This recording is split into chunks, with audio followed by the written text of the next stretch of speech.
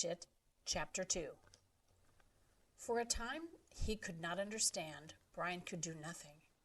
Even after his mind began working and he could see what had happened, he could do nothing. It was as if his hands and arms were lead. Then he looked for ways for it not to have happened. Be asleep, his mind screamed at the pilot. Just be asleep and your eyes will open now and your hands will take the controls and your feet will move to the pedals. But did not happen. The pilot did not move except that his head rolled on a neck impossibly loose as the plane hit a small bit of turbulence. The plane. Somehow the plane was still flying. Seconds had passed, nearly a minute, and the plane flew on as if nothing had happened, and he had to do something, but did not know what. Help! He had to help. He stretched one hand toward the pilot, saw that his fingers were trembling, and touched the pilot on the chest. He did not know what to do. He knew there were procedures that you could do mouth-to-mouth on victims of heart attacks and push their chests, CPR, but he did not know how to do it, and in any case could not do it with the pilot who was sitting up in the seat and still strapped in with his seatbelt.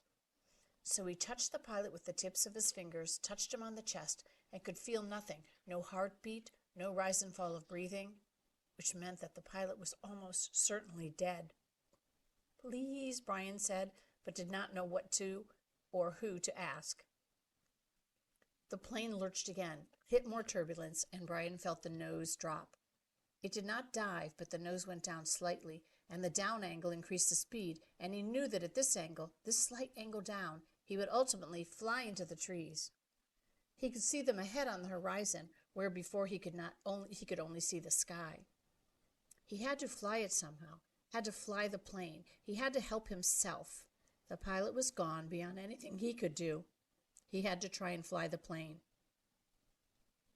He turned back in the seat, facing the front, and put his hands, still trembling, on the control wheel, his feet gently on the rudder pedals. You pulled back on the stick to raise the plane. He knew that from reading. You always pulled back on the wheel. He gave it a tug, and it slid back toward him easily, too easily. The plane, with the increased speed from the tilt down, swooped eagerly up and drove Brian's stomach down. He pushed the wheel back in, went too far this time, and the plane's nose went below the horizon, and the engine speed increased with a shallow dive. Too much. He pulled back again, more gently this time, and the nose floated up again. Too far, but not as violently as before. Then down a bit too much, and up again very easily, and the front of the engine cowling settled. When he had it aimed at the horizon and it seemed to be steady, he held the wheel where it was, let out his breath, which he'd been holding all this time, and tried to think what to do next. It was a clear blue sky day with fluffy bits of clouds here and there, and he looked out the window for a moment, hoping to see something, a town or village, but there was nothing, just the green of the trees, endless green, and lakes scattered more and more thickly as the plane flew. Where? He was flying, but did not know where, had no idea where he was going. He looked at the dashboard of the plane, studied the dials, and hoped to get some help, hoped to find a compass, but it was all so confusing, a jumble of numbers and lights. One lighted display in the top center of the dashboard said the number 342. Another next to it said 22.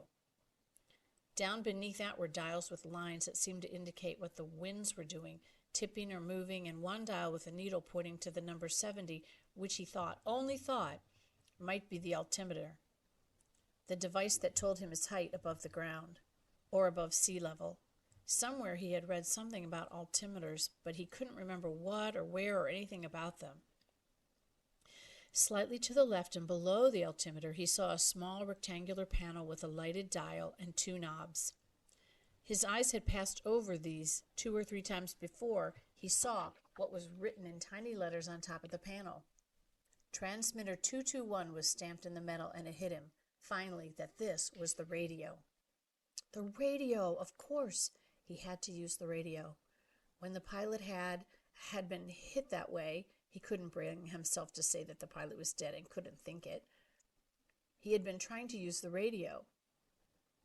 Brian looked to the pilot. The headset was still on his head, turned sideways a bit from his jamming back into the seat, and the microphone switch was clipped to his belt. Brian had to get the headset from the pilot, had to reach over and get the headset from the pilot, or he would not be able to use the radio to call for help. He had to reach over. His hands began trembling again. He did not want to touch the pilot, did not want to reach for him, but he had to get the radio. He lifted his hands from the wheel just slightly and held them, waiting to see what would happen.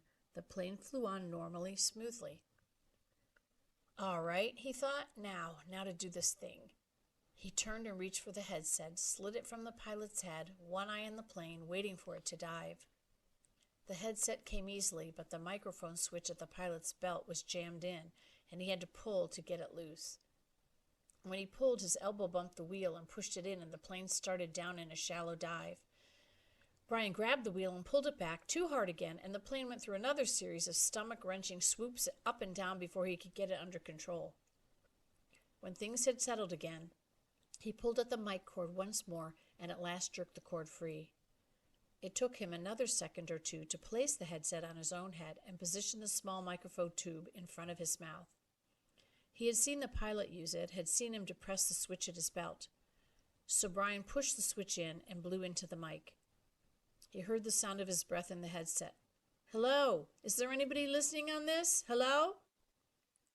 He repeated it 2 or 3 times and then waited, but heard nothing except his own breathing. Panic came then.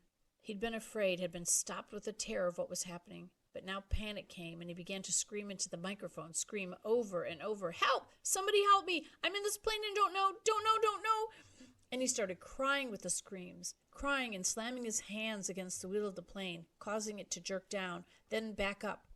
But again, he heard nothing but the sound of his own sobs in the microphone, his own screams mocking him, coming back into his ears. The microphone. Awareness cut into him. He had used a CB radio in his uncle's pickup once. You had to turn the mic switch off to hear anybody else. He reached to his belt and released the switch. For a second, all he heard was the whoosh of empty airwaves. Then, through the noise and static, he heard a voice. "Whoever is calling on this radio set, I repeat, release your mic switch. You are covering me. You are covering me. Over." It stopped and Brian hit his mic switch. I hear you. This is me." He released the switch. "Roger, I have you now." The voice was very faint and breaking up. "Please state your difficulty and location and say over to signal end of transmission. Over." Please state my difficulty, Brian thought. God, my difficulty. "I am in a plane with a pilot who has had a heart attack or something. He can't fly, and I don't know how to fly. Help me, help!" He turned his mic off without ending his transmission properly. There was a moment's hesitation before the answer. "Your signal's breaking up, and I lost most of it. Understand, pilot, you can't fly. Correct? Over." Brian could barely hear him now, heard mostly noise and static. "That's right, I can't fly. The plane is flying now, but I don't know how much longer. Over." "Lost signal. Your location, please. Flight number, location." "Brr. I don't know my flight number or location. I don't know anything. I told you that. Over." He waited, but there was nothing. Once for a second he thought he heard a break in the noise, some part of a word, but it could have been static. 2, 3 minutes, 10 minutes, the plane roared and Brian listened but heard no one. Then he hit the switch again. "I do not know the flight number. My name is Brian Robeson, and we left Hampton, New York, headed for the Canadian oil fields to visit my father, and I do not know how to fly an airplane, and the pilot—" He let go of the mic. His voice was starting to rattle, and he felt as if he might start screaming at any second. He took a deep breath. "If there is anybody listening who can help me fly a plane, please answer." Again, he released the mic, but he heard nothing but the hissing of noise in the headset. After half an hour of listening and repeating the cry for help, he tore the headset off in frustration and threw it on the floor. It all seemed so hopeless. Even if he did get somebody, what could anybody do? Tell him to be careful? All so hopeless. He tried to figure out the dials again. He thought he might know which was speed. It was a lighted number that read 160, but he didn't know if that was actual miles an hour or kilometers, or if it just meant how fast the plane was moving through the air and not over the ground. He knew airspeed was different from ground speed, but not by how much. Parts of books he'd read about flying came to him. How wings worked, how the propeller pulled the plane through the sky, simple things that wouldn't help him now. Nothing could help him now. An hour passed. He picked up the headset and tried again. It was, he knew, in the end all he had, but there was no answer. He felt like a prisoner, kept in a small cell that was hurtling through the sky at what he thought to be 160 miles an hour, headed, he didn't know where, just headed somewhere until... There it was. Until what? Until he ran out of fuel. When the plane ran out of fuel, it would go down. Period. Or he could pull the throttle out and make it go down now. He'd seen the pilot push the throttle in to increase speed. If he pulled the throttle back, the engine would slow down and the plane would go down. Those were his choices.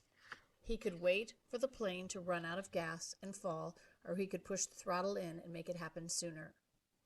If he waited for the plane to run out of fuel, he would go further. And he did not know which way he was moving. When the pilot had jerked, he had moved the plane, but Brian could not remember how much or if it had come back to its original course. Since he did not know the original course anyway and could only guess at which display might be the compass, the one reading 342, he did not know where he had been or where he was going, so it didn't make much difference if he went down now or waited. Everything in him rebelled against stopping the engine and falling now. He had a vague feeling that he was wrong to keep heading as the plane was heading, a feeling that he might be going off in the wrong direction, but he could not bring himself to stop the engine and fall. Now he was safe, or safer than if he went down. The plane was flying, he was still breathing. When the engine stopped, he would go down. So he left the plane running, holding altitude, and kept trying the radio. He worked out a system. Every 10 minutes, by the small clock built into the dashboard, he tried the radio with a simple message. "I need help. Is there anybody listening to me?" In the times between transmissions, he tried to prepare himself for what he knew was coming. When he ran out of fuel, the plane would start down. He guessed that without the propeller pulling, he would have to push the nose down to keep the plane flying. He thought he may have read that somewhere, or it just came to him. Either way, it made sense. He would have to push the nose down to keep flying speed, and then, just before he hit, he would have to pull the nose back up to slow the plane as much as possible. It all made sense. Glide down, then slow the plane and hit. Hit. He would have to find a clearing as he went down. The problem with that was that he hadn't seen one clearing since they'd started flying over the forest. Some swamps, but they had trees scattered through them. No roads, no trails, no clearings. Just the lakes, and it came to him that he would have to use a lake for landing. If he went down in the trees, he was certain to die. The trees would tear the plane to pieces as it went into them. He would have to come down in a lake. No, on the edge of a lake. He would have to come down near the edge of a lake and try to slow the plane as much as possible just before he hit the water. Easy to say, he thought, hard to do. Easy say, hard do. Easy say, hard do. It became a chant that beat with the engine. Easy say, hard do. Impossible to do. He repeated the radio call 17 times at 10-minute intervals, working on what he would do between transmissions.